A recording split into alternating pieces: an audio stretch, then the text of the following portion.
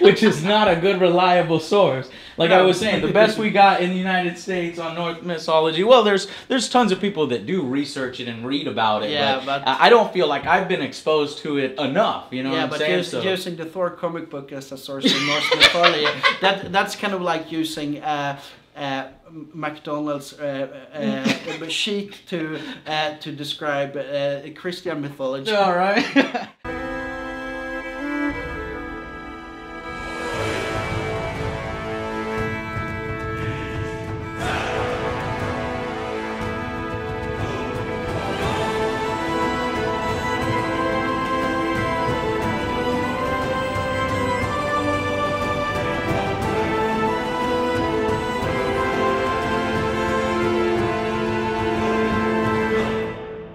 So what sets into motion the events of the game, exactly?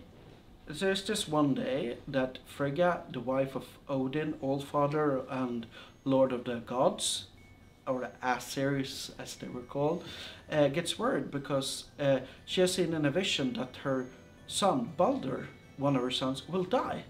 But everyone loves Balder. Who would ever dare to kill him? He's the lovable, innocent god.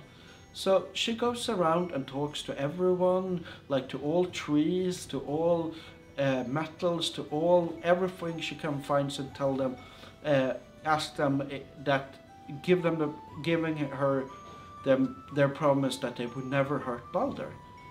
It's only one little problem. She forgets to ask the mistletoe, because the mistletoe can never hurt someone or could it.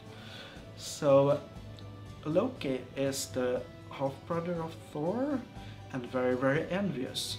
So when the gods are having all the fun, because they know Balder is impossible to kill, so being Viking gods, they do like this rough and tumble games, like shooting arrows at Balder and stuff, because he can't die, he can't get hurt, it's just fun and games.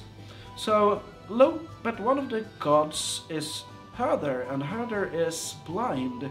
He doesn't participate all that much in it because he doesn't really feel that he's blind, he's not that good of a fighter.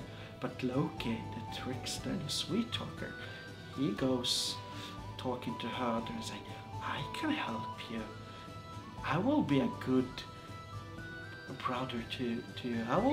I will hold your arm up. I will tell you how to point, and then you can shoot the arrow and participate like all the other gods. So Loki helps Herder up with his bow and gives him an arrow of mistletoe.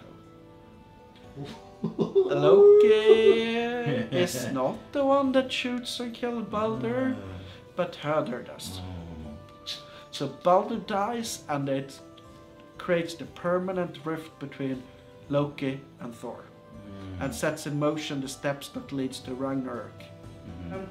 But so the gods go down there, and Frigga asks Hel, please give me back my son. And Hel thinks and thinks, and she says, if you can get everyone in Midgard to cry for your son, then I will release him. So Frigga goes out and asks every single person that lives in Midgard if they are crying for Balder, and they all do, except for one troll woman who says, what has Balder done for me? I cannot cry for him. The little interesting thing though is that troll woman is none other than the trickster himself, Loki, who's making sure that Balder is dead. The interesting Loki is terrible. Why would you ever want to fight for Loki? Loki is his morals are all wrong. No, yeah, but he was working together with his daughter. Hel, the goddess of death, is Loki's daughter. Wow. So it's so that's the, oh my god, there's so much potential for really awesome quests. Do you plan to have some of that in the game, or other history that's been in the books and been written in the game? It's gonna be in the game, and I will promise that Ratatosk will be involved in the quest lines as well, but I'm not going to tell you what Ratatosk is. That can you? I have no idea. Your viewers can Google Ratatosk, and then they will have the new hero. Sweet.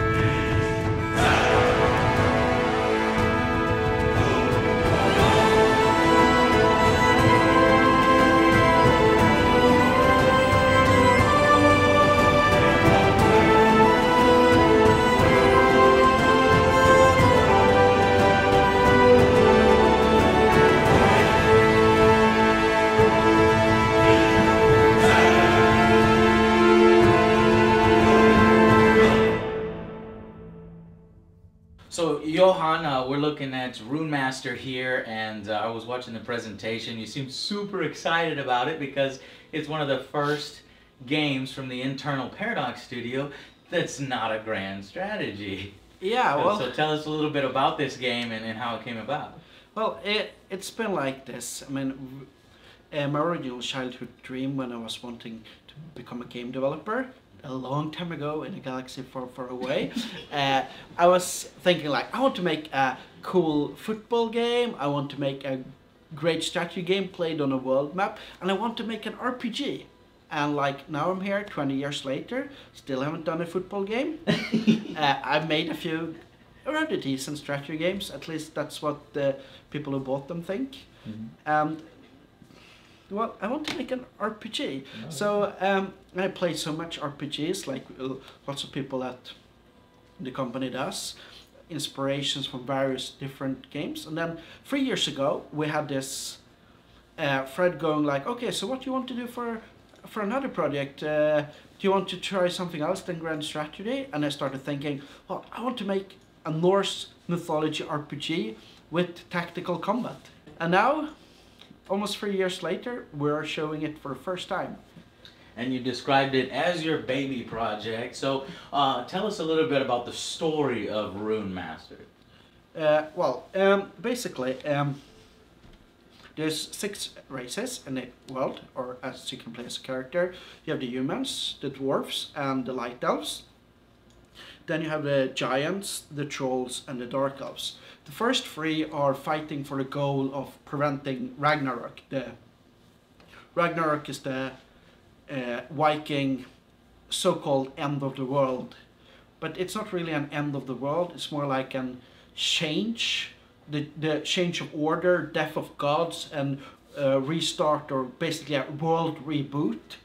And the giants, the trolls, and the dark elves, they're not really happy with the current rule of the gods of the Asgard, so they want to overthrow it. So if, of course, you can play as a human and work for the other side, or as a troll you can be trying to work for the other side, but if you want to stop Ragnarok, you want to kill or imprison Loki, and if you want to make sure that Ragnarok is happening, your goal is to kill Thor, which is an admirable goal in many people's eyes.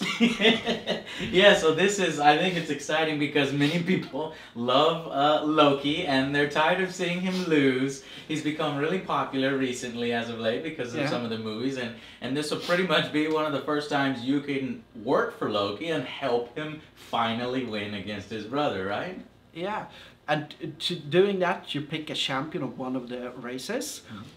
We have there's 3 different classes as well. You have the Berserker, which by the name sounds like, yeah, it's the warrior type. He goes in with his axe, and he or she, there's female Berserkers of course, they go in with their axe or heavy sword and just smash and fight.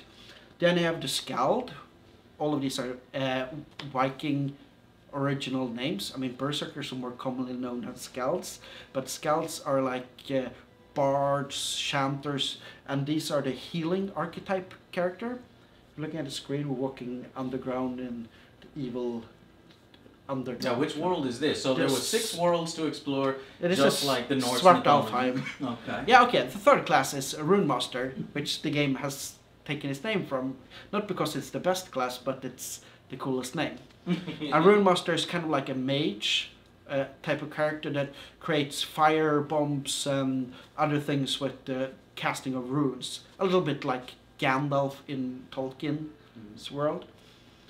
So it looks like a little bit, the game seems slightly inspired by maybe it's the Heroes of Might and Magic series, where you travel along a map, and then you go into turn-based combat. Could you explain a little bit more about the combat mechanics? Is it an open battlefield, hex base, multiple army units?